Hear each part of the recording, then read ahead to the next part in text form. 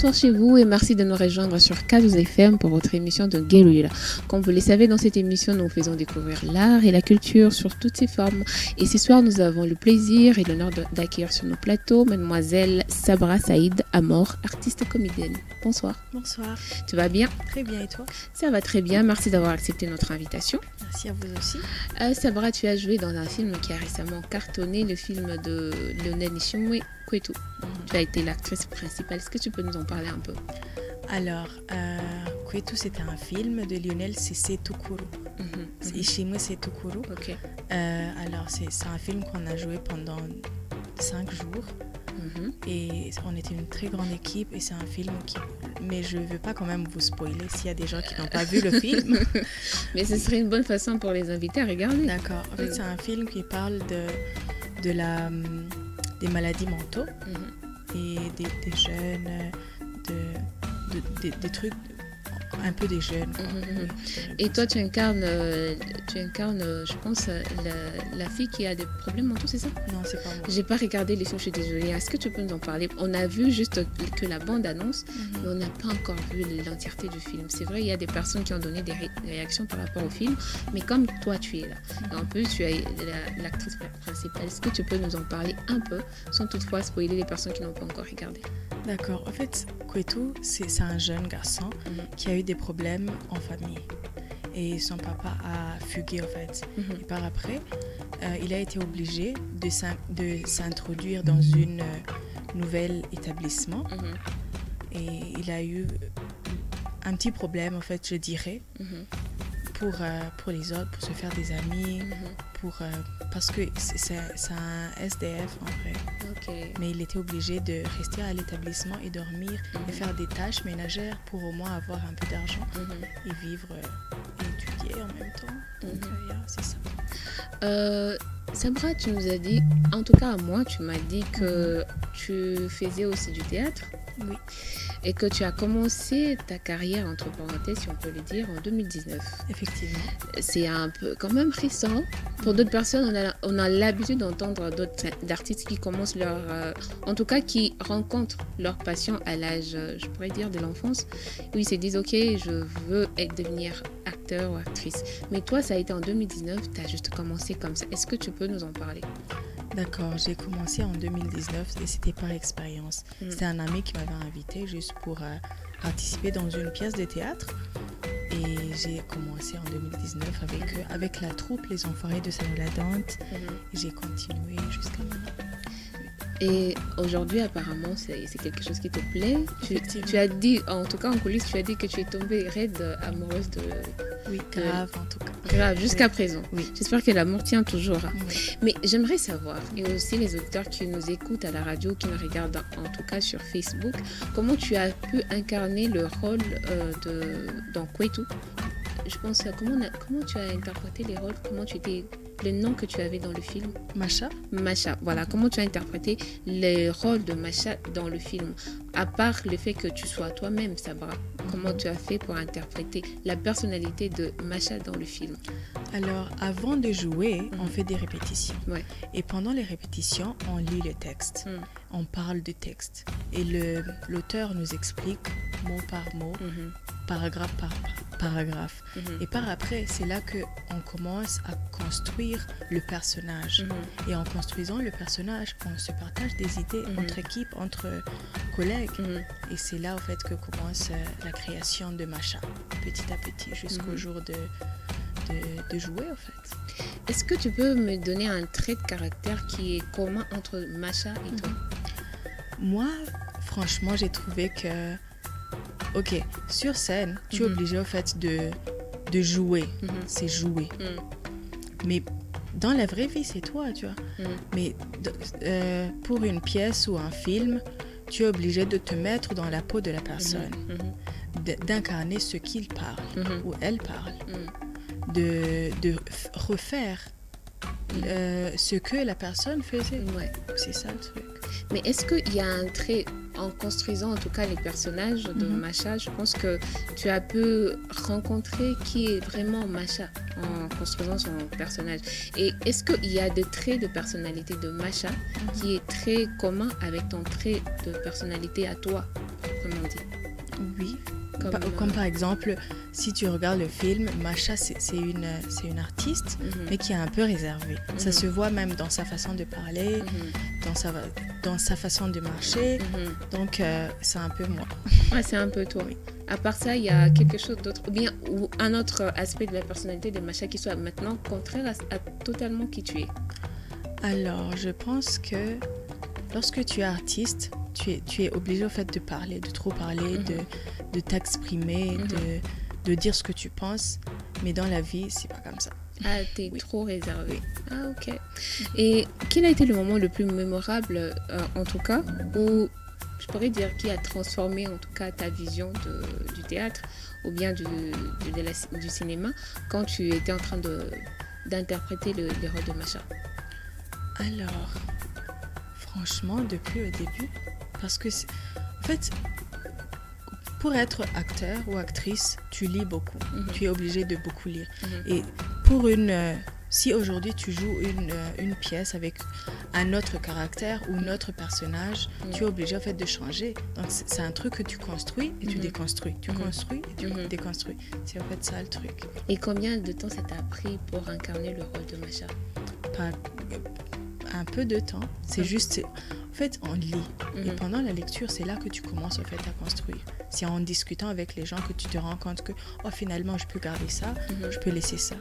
Oui. Mais est-ce que on a fait 2 mois de répétition. 1 mois et demi ou 2 mois. Je m'en rappelle plus. 1 à 2 mois de répétition, mais 5 jours de tournage. Mais est-ce que c'est toujours aussi demandant pour faire un film par rapport qu'à faire un spectacle? Moi, je dirais pas que Non, je dirais que c'est différent, pardon. Parce que pour une pièce, tu joues une seule fois et le public est là. Tu n'as pas droit à faire une erreur. Mais pour un film, tu peux faire une erreur et vous pouvez faire un cut et recommencer. Donc c'est un peu différent. C'est très différent même. Mais il y a un truc, je pense que c'est un cliché, je ne sais pas si c'est vrai, mais il y a un truc, on a l'impression qu'être acteur, c'est être capable de jouer une double vie. Est-ce que dans la vie réelle, tu le fais? Oui, c'est vrai. C'est vrai? Oui, parce que sur scène, je ne suis pas moi-même. Je joue, j'incarne des personnages. Mais en dehors de la scène, tu es Masha. Non, tu n'es pas Masha, Sabra. Tu es Sabra. Mais quand tu es Sabra, est-ce que tu n'as pas un peu l'impression que tu es en train de jouer une double vie? Pas vraiment. Tu rapportes en tout cas l'histoire que tu étais en train d'exprimer sur la scène, tu la rapportes un peu dans ta vie. Non, jamais. Ça n'arrive jamais. Non. Tu es tout Mais par contre, c'est le contraire. Parce que tu peux rapporter quelque chose de ta vie pour nourrir ton personnage. Ok, oui. Ok, c'est très important. Projeter en quelque sorte pour nourrir le personnage. Oui, ton rôle, quoi. Tu as dit, dans les coulisses, en tout cas dans les coulisses, tu m'as dit que c'est le 2e film dans lequel tu as joué. Oui. Le premier, c'était déjà... Le puzzle du destin. Le 2e, c'est Kwetu. Et combien de temps ça a pris? Non, pas combien de temps ça a pris, mais est-ce que tu as rencontré des défis qui soient tellement énormes par rapport au premier film que tu as fait? Alors, pour le premier, c'était un court-métrage. C'est juste C'était 16 minutes ou 15 minutes, si je m'en rappelle. Pardon. Et pour Kwetu, c'est 1 heure, 16 minutes, 15 ou 16 minutes. Donc, c'est un peu différent. Parce que pour le puzzle du destin, ça a pris quelques jours. Et je ne jouais pas toute la journée. Mais pour Kwetu, c'était 5 jours d'affilée, de 8h à 18h. À part ça, au niveau du texte, au niveau de la technique, tout était bon? Oui, c'était très bien. Donc, à part le temps que ça a pris, il n'y a pas d'autres défis que tu as rencontrés? Non. En tout cas, on sent que avec le temps, tu as l'impression que tu es devenu un peu plus professionnel que quand tu as commencé? Oui, en tout cas, on s'améliore petit à petit. Ok. Et quelle a été l'intercation avec l'équipe de réalisation de Kwetu? De Kwetu Alors, déjà, on est amis. On est potes entre nous. Donc, c'est facile de collaborer. On discute, on se dit aujourd'hui, on fait ces scènes, 2, 3, 5 scènes. Et demain, la même chose. C'est juste la rigueur dans le boulot. Et après, on est potes. Des fois, quand on entend qu'on est potes et qu'on travaille ensemble, on a l'impression qu'il n'y a pas assez de sérieux dans le travail. Et la dernière fois, j'étais avec Lionel. C'est lui qui a réalisé les films. quelle est l'ambiance de travail quand tu bosses avec Lionel, qui est en plus réalisateur? Donc, c'est un peu comme le chef, quoi. Alors, dans la vraie vie, c'est va mon voir ami. l'émission. Oui, justement, c'est mon ami, c'est mon meilleur ami. Oui, Mais lorsqu'on commence à travailler, on ne se connaît plus. ok. On est là, on travaille, on est sérieux et Mhm. après, on se parle après. Je Mais pense que après c'est le boulot, Mm. on se fixe les heures de travail Mhm. et à la fin, on remet les casquettes de meilleurs amis. Je pense que les côtés qui aident le plus pour que ça soit tic-tac pour vous, c'est les côtés acteurs. Tu sois capable de shifter entre les deux personnalités. Oui. Et en tant qu'actrice, depuis 2019, est-ce que tu peux nous parler ou bien nous donner quelque chose de plus important qu'un acteur doit avoir? Alors moi je dirais une formation, des formations, désolé, parce que on a toujours besoin des gens qui nous éclairent, on a toujours besoin des seniors qui nous aident. Comme par exemple moi je suis dans l'équipe des juniors, pour l'instant je dirais. Du coup j'ai toujours besoin des gens qui ont plus d'expérience que moi pour m'aider, pour m'éclairer, pour me partager leur parcours. Yeah, je dirais ça. À part la formation, par rapport à la personnalité d'un acteur, qu'est-ce qu'un acteur doit avoir? Parce que souvent, récemment, il y a une vidéo de Lupita Nyong'o, je pense que tu la connais. Elle était en train de jouer un rôle, et après le rôle, elle a continué à être émue par Sans performance, voilà. Est-ce que sa performance. ouais, sa performance.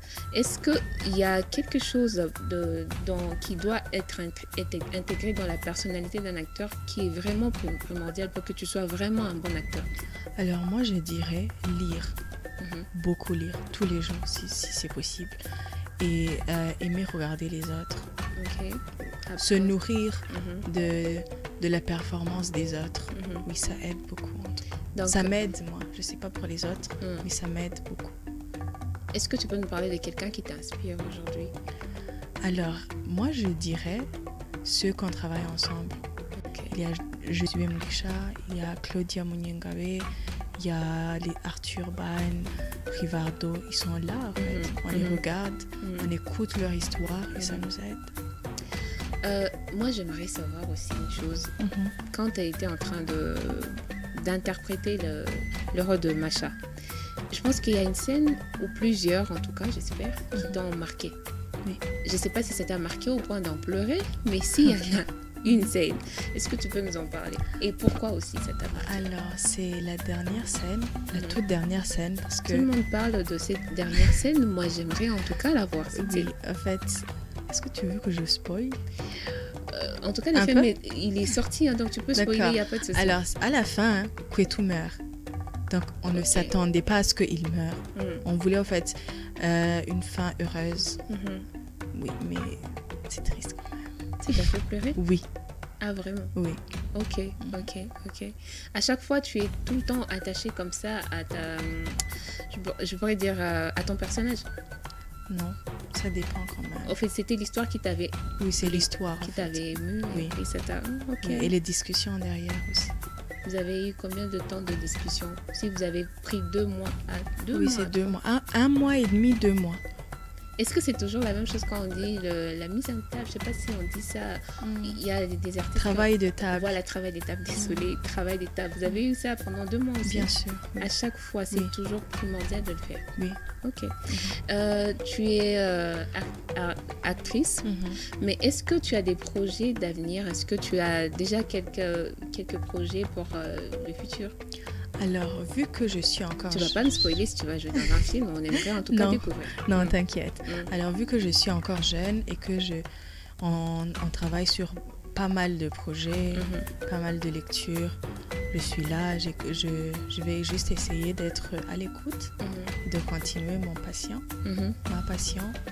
Et par après, peut-être que Dieu va aider et qu'on va essayer de chercher nos propres projets. Oui.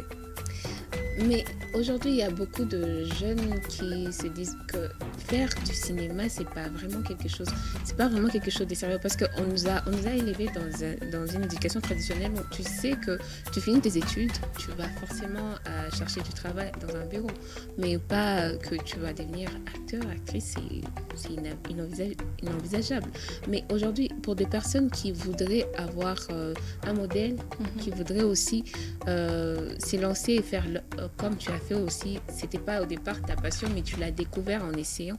Comment tu encouragerais d'autres jeunes aujourd'hui à embrasser leur passion? Alors moi je dirais que si tu as vraiment envie de faire quelque chose, fonce. Il n'y a pas besoin de est-ce que j'ai un bagage pour faire ça ou j'ai envie de le... Non, l'envie quand même compte. L'envie compte et fonce. Demande juste de l'aide aux gens qui ont de l'expérience. Oui. Et toi, je pense que tu as demandé de l'aide et tu continues toujours à demander de l'aide parce que tu as parlé du fait que tu aimes apprendre des autres. Et ça, c'est très important. On est presque à la fin, mais j'aimerais que aujourd'hui, on t'a vu dans le film Kouetou. Mais pour ceux qui t'ont vu, ils ont vu, ok, il y a Sabra qui a interprété le rôle de Macha. Mais qu'est-ce que tu veux que les spectateurs qui vont regarder le film, qui n'ont pas encore vu, ou ceux qui ont déjà vu, gardent de la personnalité de Macha? Alors, je n'ai pas très bien compris la question. En fait. J'aimerais que tu nous dises, tu as interprété les rôles de Macha dans Kouetou. Quel est le message que tu voudrais que les gens gardent par rapport à la personnalité de Macha? Alors, moi, je dirais que c'est juste que je suis encore jeune, je suis là, j'apprends des autres et je veux que les autres apprennent de moi. D'accord? On est là, on travaille. On forge, on lit tout le temps. On veut se surpasser. Et j'aimerais quand même voir nos petits frères, nos petites sœurs se surpasser comme nous essayons de le faire. En tout cas, merci beaucoup d'avoir partagé ton expérience et de nous avoir un peu spoilé l'histoire de Kouetou. Pour ceux qui n'ont pas regardé, je suis désolée. Elle a voulu nous partager l'histoire, donc c'est pas grave. Et j'espère qu'on va encore regarder ces films. Donc, et pour ceux qui n'ont pas encore vu les films, comment ils peuvent faire pour le regarder? Parce que ce n'est pas sur les plateformes. Oui. Alors ça, je pense que c'est une question à adresser à Lionel. Ouais, il est déjà parti malheureusement. On l'a déjà eu. On a oublié de lui poser cette question. Mais donc toi, tu vas pas nous le dire? Non. Je n'ai aucune idée en fait. C'est lui le grand chef. C'est lui qui décide. D'accord. Ok. En tout cas, donc si les gens veulent regarder le film, ils vont devoir passer par Lionel pour regarder les films. Merci à toi, Sabra, d'avoir accepté notre invitation, d'avoir partagé ton histoire et aussi l'expérience que tu as acquérie en jouant le rôle de Macha. Merci beaucoup. Merci à vous, chers auditeurs, de nous avoir suivis. Nous sommes presque à la fin de cette émission. Nous nous donnons rendez-vous pour la prochaine émission et bonne soirée à vous.